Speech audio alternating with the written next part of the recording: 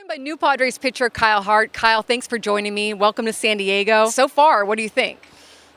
It's hard to beat this city and this ballpark. I didn't realize how nice of a ballpark this was. Just TV doesn't do it justice. I've only watched games on TV. The city's amazing. Went to the zoo yesterday with my family. Went to the Natural History Museum today. So we're already like kind of diving head first. It's been great. You knocked a few good ones off the list. All right, let's jump back in time. Grew up in Cincinnati, right? Yep. Reds fan, Browns fan. What were you? Absolutely Reds fan. We had some really, or they had some really good teams when I was growing up.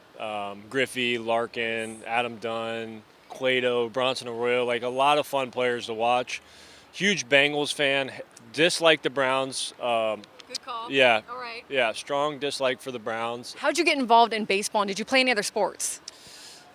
My dad was a baseball player, really good collegiate baseball player. He got me into it. I mean, he got me into all sports, but I just happened to join a really good youth program. A lot of good guys, good families. Kind of grew up just playing baseball. I played pretty much everything. Baseball was the one that I was only decent at. I'm okay at golf and basketball. I kind of pill around, but yeah, I started playing baseball when I was like, as soon as they would let you join a team, 3 or 4 years old, probably.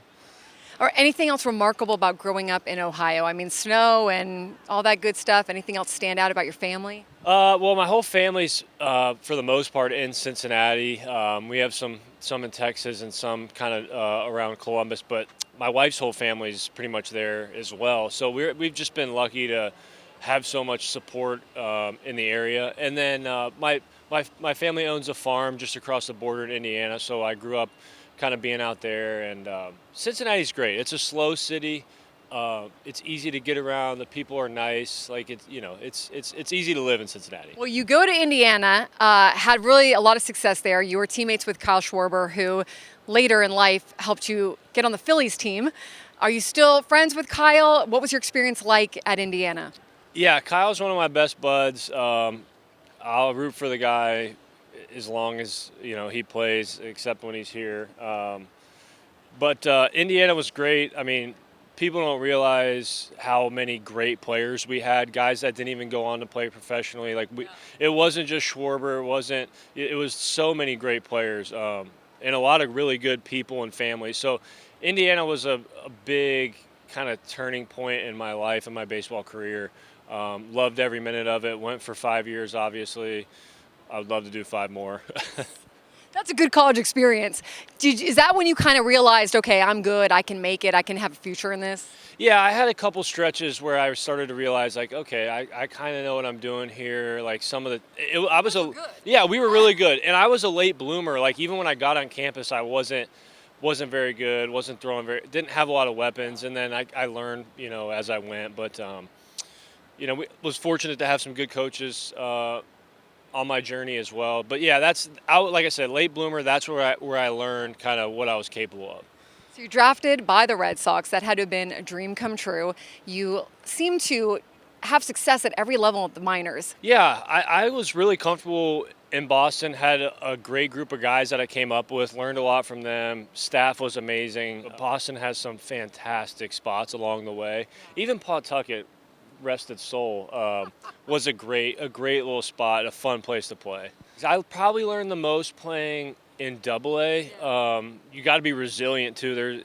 You're way up north in Portland, Maine. Every bus ride's seemingly 8 or 10 hours. It's cold.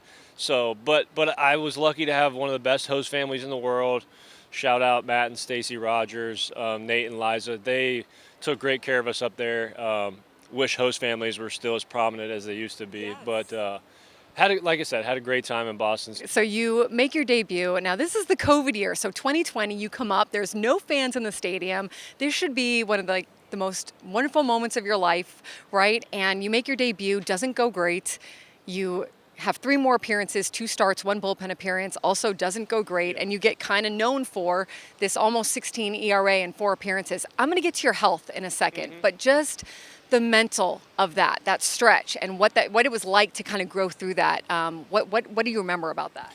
Yeah, I remember just not quite being comfortable.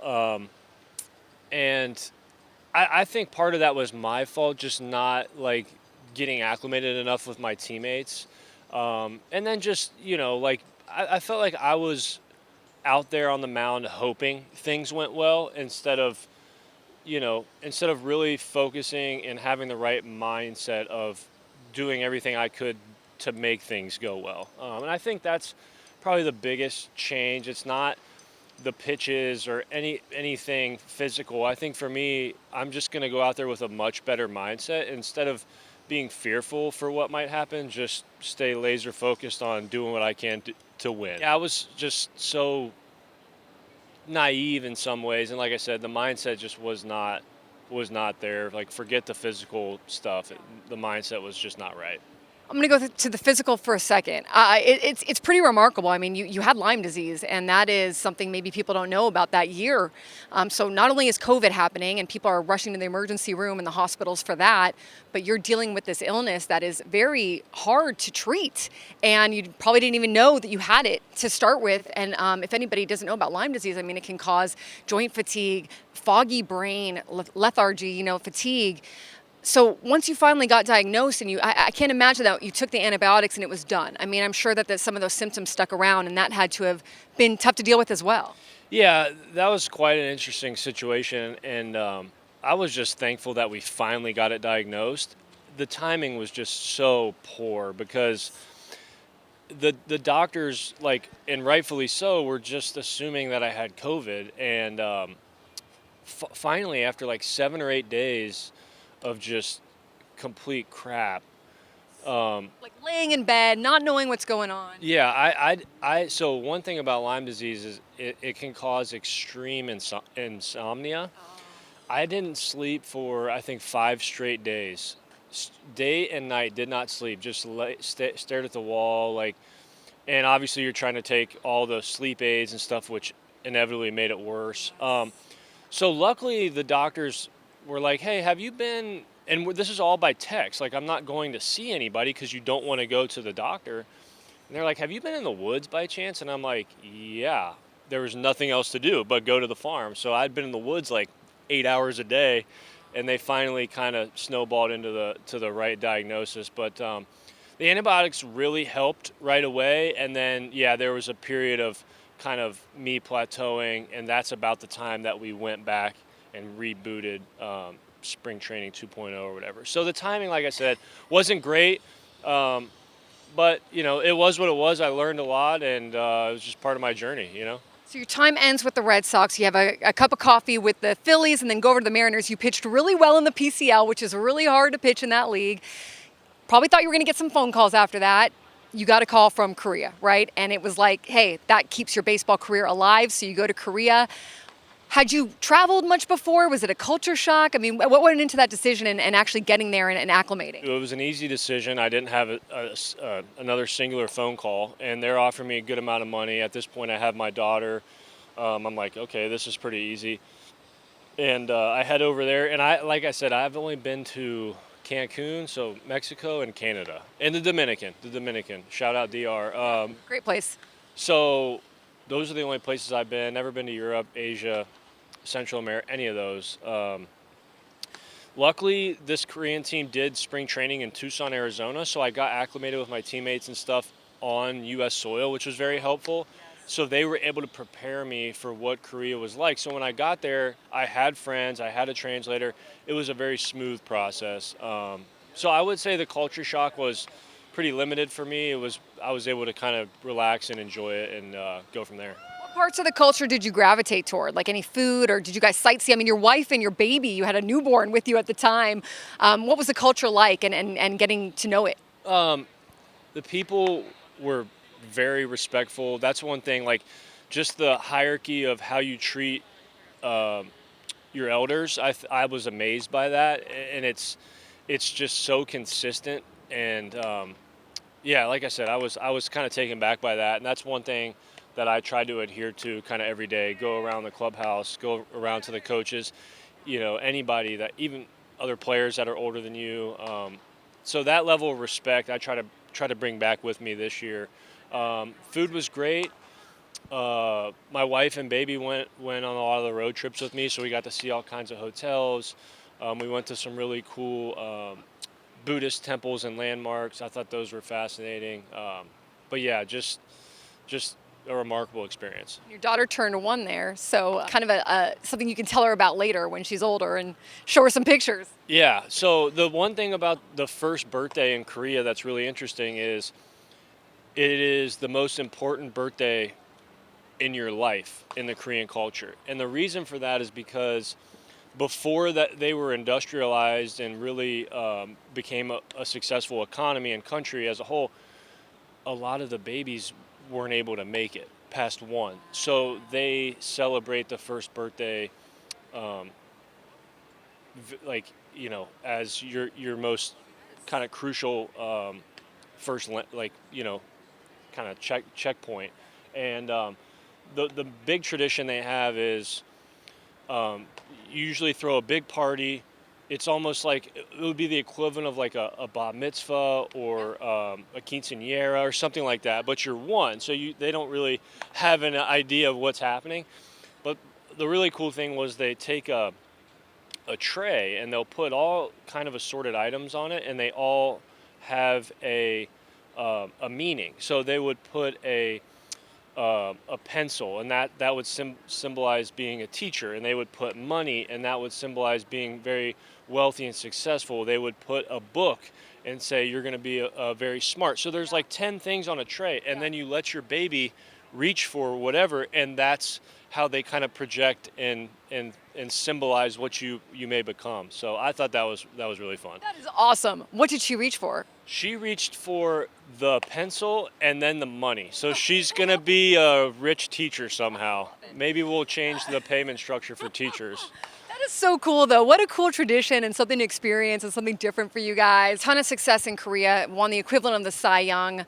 Led the league in strikeouts. Just the confidence that gave you, that experience gave you. Is that something that kind of you take with you now going into what you do? Yeah, I think pitching in Korea or Japan has its challenges. I mean, the environment that you're pitching in, especially on the road, is pretty difficult at times. And I'm actually going to lean on some of those experiences when I come back here. Obviously, we have a great fan base, and it gets really loud and difficult at times. But, like, that's something I'm really going to lean into. But, yeah, putting up a season like that, obviously, it's earned me another opportunity, and I'm going to take the positives from that and try to move forward with them this year. I've heard you say it in interviews that you went through some dark periods. I mean, it sounds like it was a rocky road, and I know people such as myself or anyone, when life doesn't quite go as you plan, it can be pretty frustrating or challenging. As much as you can share or want to share, like what were the depths of those, and how did you get yourself out of it? Luckily, when I say dark times, like, when I have the support system that I do, it really can only get so dark, So I want to say that. Like, when I say dark times, I just mean just bad stretches of pitching, not a lot of opportunity. Like, with my family and friends, it never really got that dark for me, to be fair. But I'm just a guy that I believe I'm somebody that has to earn every single opportunity. And one thing that I'm really excited about with this group is this is a super talented team that has high expectations. And in my past, when I'm around guys in clubhouses like that, my game tends to elevate. So that was one of the big reasons for me choosing to sign here, was like, I think these guys in this clubhouse are going to make me better. And I think that's the beauty of our team, is we're going to elevate each other. And like I said, one of the driving factors for me. Any hobbies?